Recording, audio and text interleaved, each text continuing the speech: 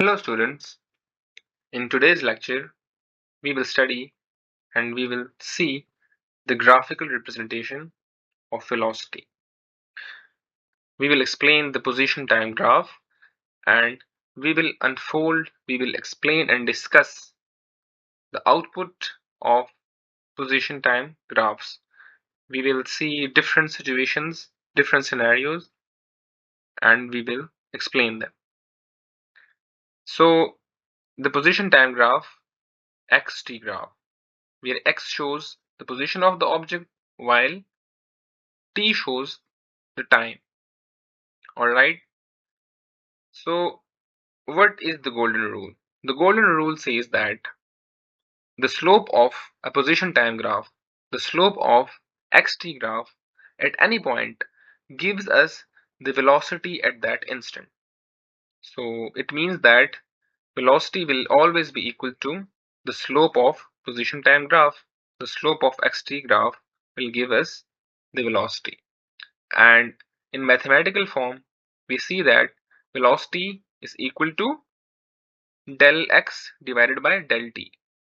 Del x represents the change in displacement, while del t represents the time taken. So, coming to our first graph, we see here that in this first graph, the time is passing by, and as the time passes by, the position of the object which is donated by x is not changing at all. It is not changing with time. We can see that the vertical axis shows the position. So horizontal axis is changing, the time is passing by, but there is no change in vertical axis, which means that the position of the object is not changing at all. So this means that the object is at rest. So the first graph shows us that the object is at rest. Now we move to our second graph here. In the second graph, we see that we have a straight line with a constant slope, right? So as we see that the slope of this graph is constant, it means that the velocity of the graph, the velocity of the object will be constant, because velocity is equal to the slope of xt graph. So if the slope is constant, then velocity is constant. So then we can say that the object is moving with uniform velocity. It is clearly shown over here that in the first interval of time here, the position of the object changes. For instance, in the first second, the object has moved 1 meter.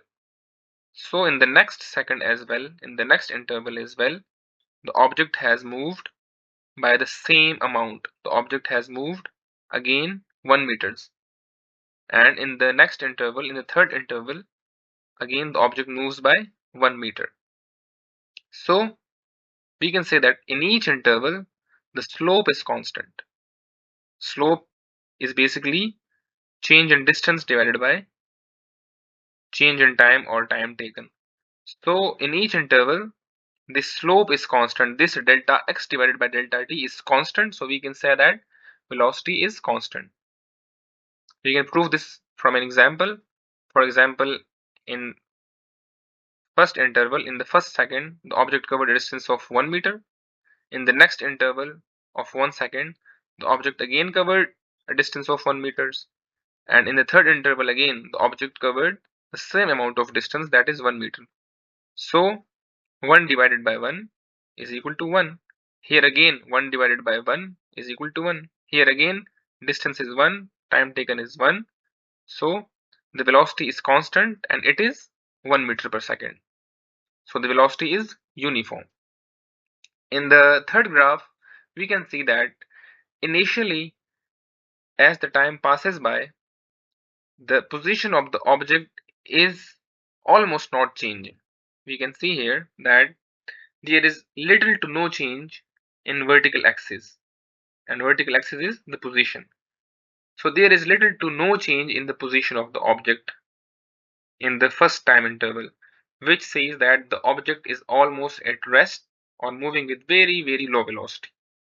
While in the final intervals, here or here, we can see that in these time intervals, the change in position is high. Here again, the change in position is high. So initially, the object was at rest, and then it moved with higher velocities and higher velocities, and with time the velocity of the object increases. So as the velocity increases, we can say that the object is accelerating. The object is accelerating. So this is an example of uniform acceleration.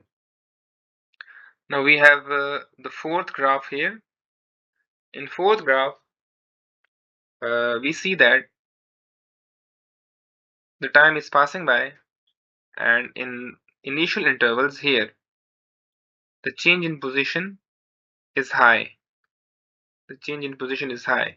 While in the final intervals here, we keep the interval same. This interval, for example, is this interval of time is equal to this interval of time, for instance. So in this interval, the change in position is high. We can see it here. While in the final interval, there is almost little to no change in position of the object.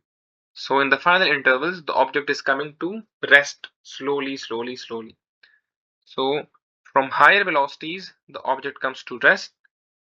This shows that the object is decelerating, or this is negative acceleration, or we can call it retardation. Now,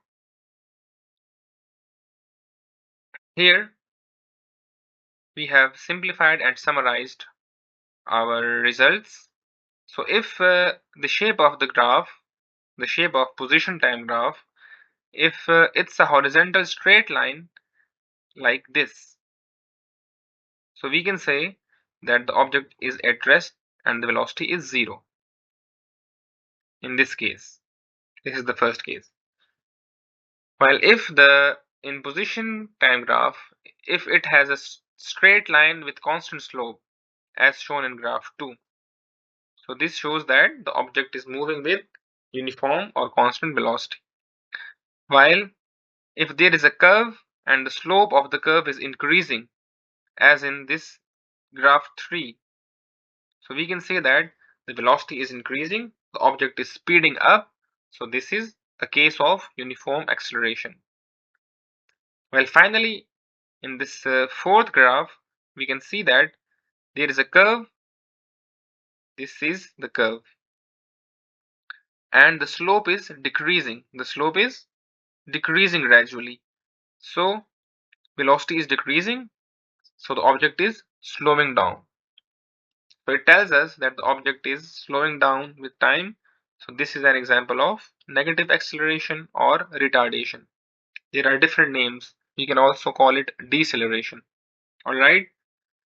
Now we have an example, and in this example, we are told that a cyclist covers 300 meters along a circular track and returns to the starting position in 60 seconds. So the cyclist starts his journey in a circular track and covers a distance of 300 meters, but it comes back to its initial position. This is the initial position, right? In 60 seconds. So we are asked to find the average speed and average velocity. The average speed and average velocity. So in this case, we know by mathematical formula and from the definition of speed, speed is the distance, total distance covered divided by total time taken. So in this case, the cyclist has covered a distance of 300 meters. 300 meters. So 300 divided by 60 is equal to 5 meters per second. This is the average speed of the cyclist. Whereas for velocity, we know that by definition, velocity is the displacement covered divided by time taken. So in this case, the object starts its journey here and comes back to its original position here. So the displacement covered is 0. So 0 divided by 60 gives us 0 meters per second. So the velocity becomes 0, although the speed is 5 meters per second. Why? Because there is no displacement. The starting and end point are same. So displacement is equal to 0. Now in the final slide here, I have some practice questions for you. In the first question, it says give an example where distance and displacement are equal, and give another example where distance is greater than displacement. And so on. We have 5 practice questions here. So look at these questions. It will help you make your concept strong. All right. And I'll also be uploading these lecture slides, and you can get it. And I'll also be uploading the lecture notes for these slides as well. So like and subscribe to my channel, and you will get those slides and you will get those lecture notes as well. Thank you.